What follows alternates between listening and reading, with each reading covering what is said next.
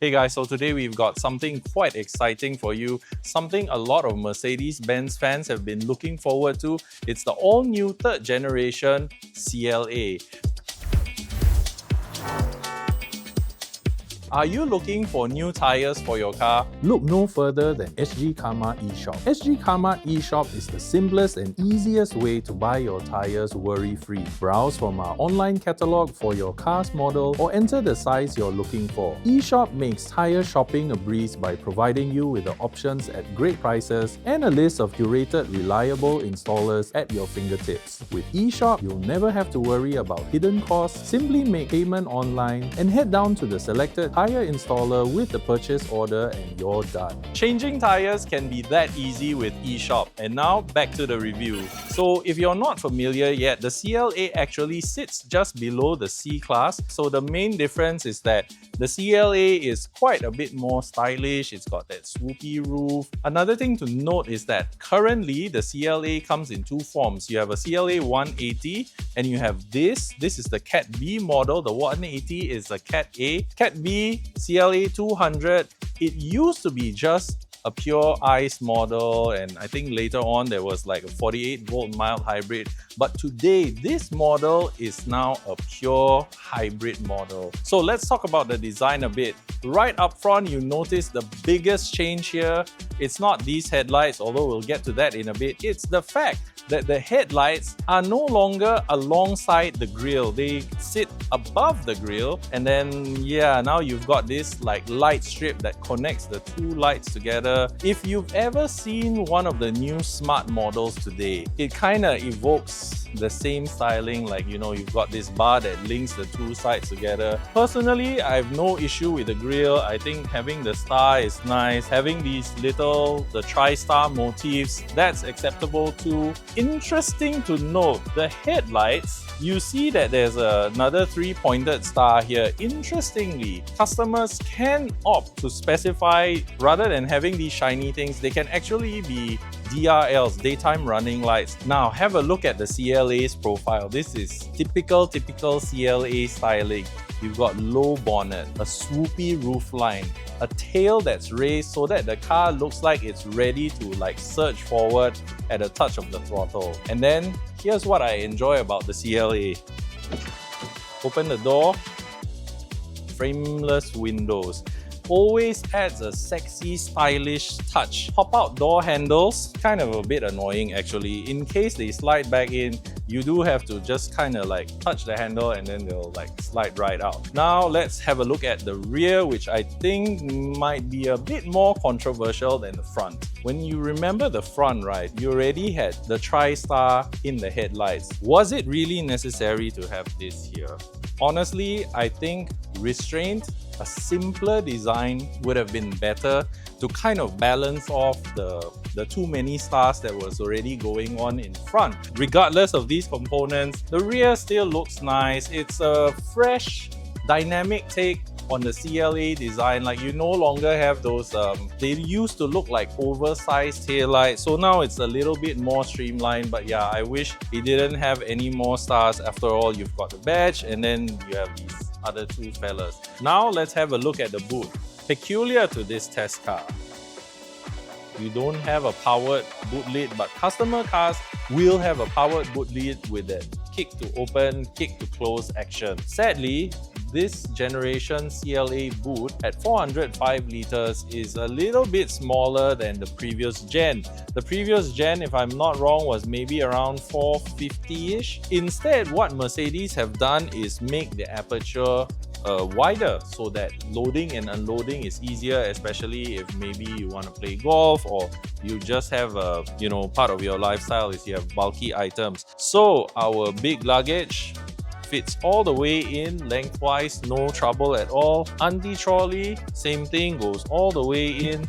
So while the boot has shrunk, based on this litmus test, it hasn't really impacted practicality all that much. And again, customer cars, you will have a powered boot lid.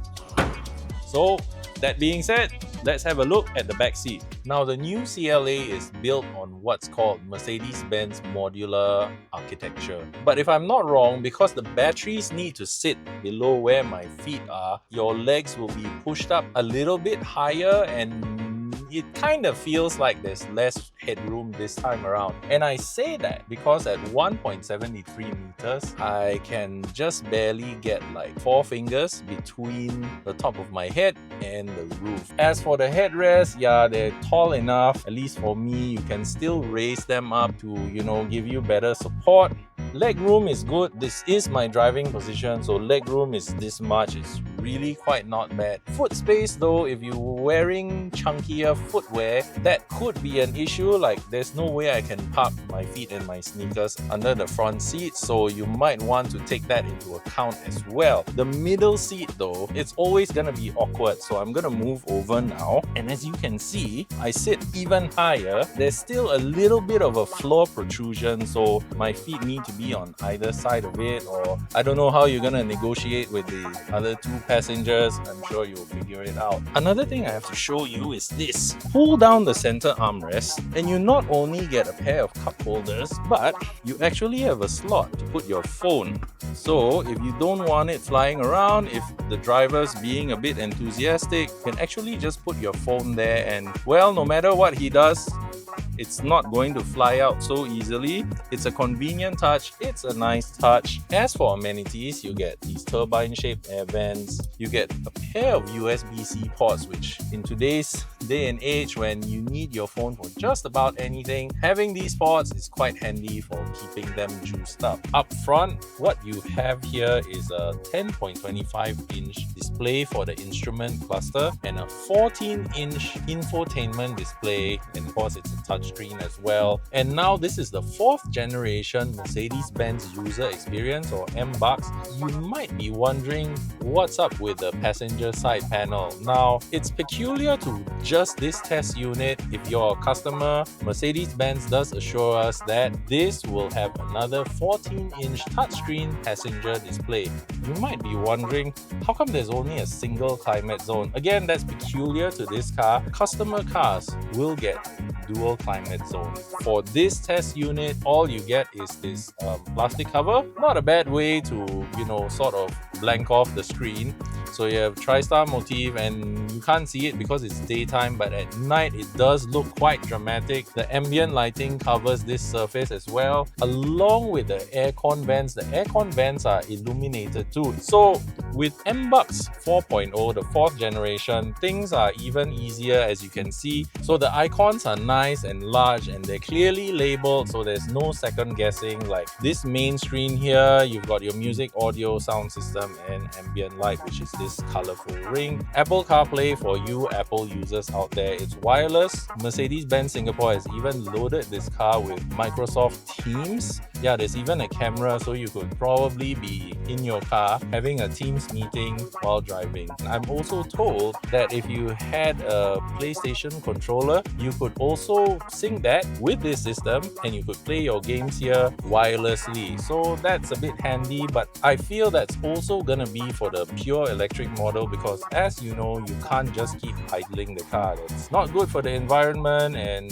that's not good for your wallet as well, just burning that fuel. Now, you've got the sporty 3-spoke steering wheel with this like dimpled leather. It's not just all haptic display. So now you've got this roller control for the volume, and you've got a little toggle for your cruise control to adjust your speed increments to speed up and slow down. So missing here are paddle shifters, but we'll get to that in the driving part. The unique thing about the new control scheme is this gear selector, this column mounted gear selector, and if you've driven or owned recent Mercedes models, yes, it's all controlled here, but this time around, if you get into the car, you can actually just put on your seatbelt, step on the brake, and engage drive or reverse. And typically the cars, as a hybrid, the car starts in the initial propulsion is by the electric motor. For the instrument cluster, yeah, it's just this, and then there's 2 more. One is like a map view, and one is like an intelligent driving view, where it's a screen that shows you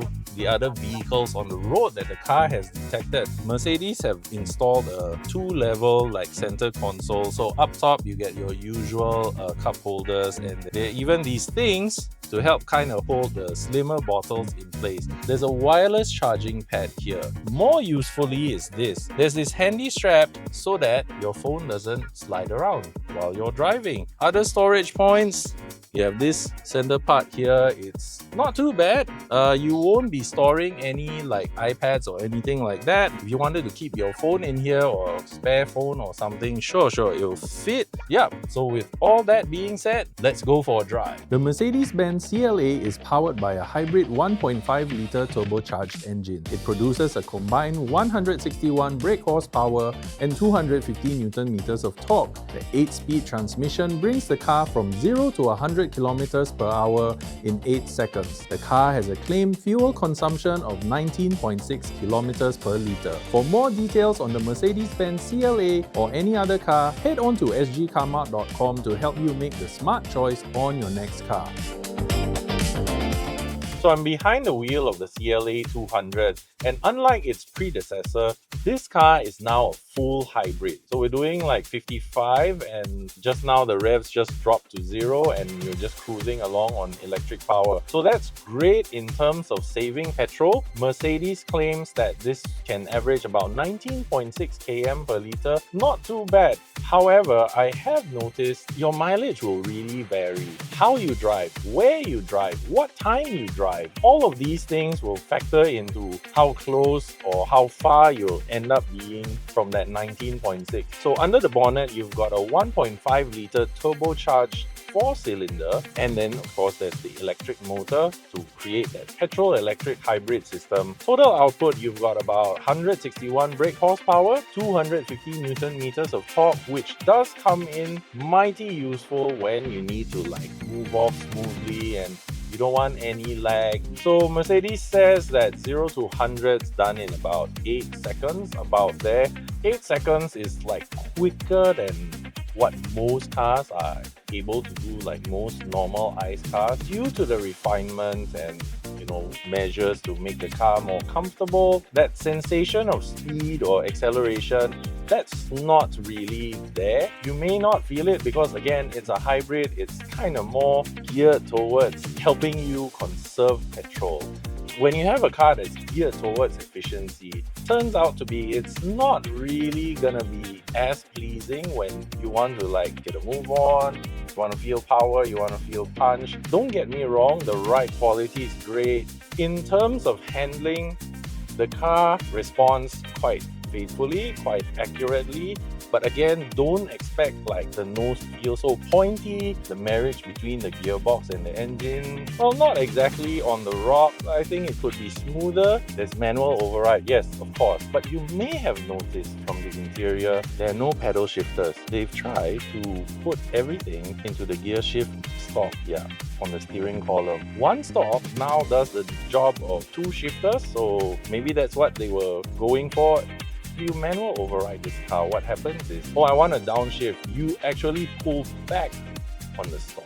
And then when you want to upshift, you push forward on the stalk. Feels funny at times because, I want extra acceleration, so I pull back on the stalk, trigger the downshift. But now it feels like your high beaming feels a bit unnatural for the moment, but as with most things, you'll probably get used to it the more you keep doing it. But all in all, if you just drive this car normally, don't have any sporting illusions or pretensions about what it can do, then I think it would make you happy. But for someone like me, I enjoy driving more. Maybe this isn't exactly, up my alley. This Gen CLA is definitely quieter, smoother, more refined overall compared to the previous generation. The wing mirrors are now smaller than before, and noticeably so. So what that means is, you just got to be a bit more careful, and please guys, never rely totally on the ADAS, the safety systems.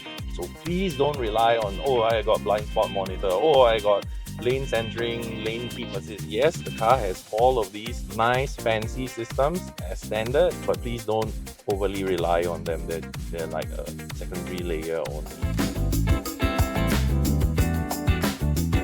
Is the CLA200 AMG line a will buy, won't buy, go try?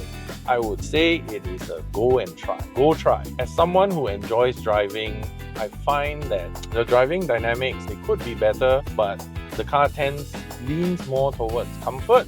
So if you find that you are the more normal kind of driver, you want a smooth, comfortable, seamless drive to work, and you're not concerned about driving dynamics like me, and you appreciate things like the hybrid system, which in tandem with your driving can help you eke out some nice fuel consumption, nice lower fuel consumption figure. So the car does have power, it does have, low speed torque, move off smoothly, and you've got the badge cachet.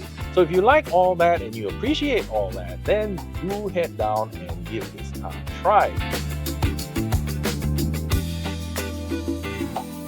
That's all the time we have for you today. What did you guys think of the CLA200 hybrid? You like it? Don't like it? You're thinking about it? Drop us a comment in the box below. And as always, don't forget to like, share, subscribe. Follow us on TikTok at Sgcarmart. Of course, guys. Stay safe, drive safe. Ciao.